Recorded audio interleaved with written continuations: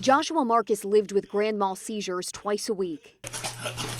He would lose consciousness and have violent muscle contractions. They just left him totally exhausted and debilitated. Mitch Marcus said the right medication and dosage helped his 26-year-old son. Without it, he would have had seizures 24 hours around the clock. He said the most important medication was Keppra. It lengthened the time in between seizures. So he could be more functional for a longer period of time. Marcus said his son was at the CVS in Escondido in January. He was out of medication and had to pick up his refill.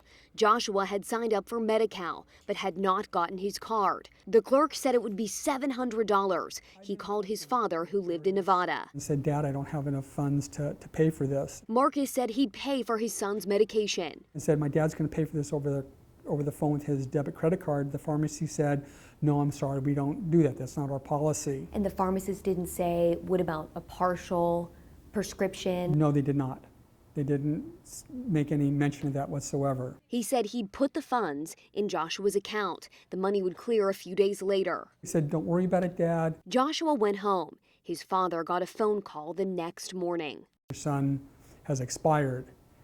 And I lost him. Joshua had a seizure and died. The coroner ruled it asphyxiation due to epileptic seizure. He had the seizure. He didn't know he was having the seizure, and he suffocated. Mitch Marcus is not blaming CVS for his son's death, but he believes they could have done more. How important was that medication? If he had his medication, I think that Joshua would have been alive today. He reached out to the drugstore and didn't get anywhere at first. They sent him a letter that said the pharmacy was not required to dispense the medications without payment.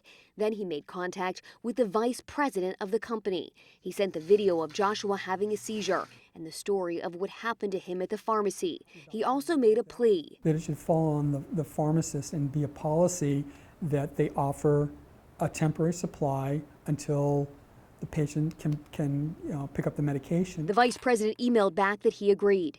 They will make contact and communicate that to CVS technicians and managers. I'm happy that I was able to implement the change.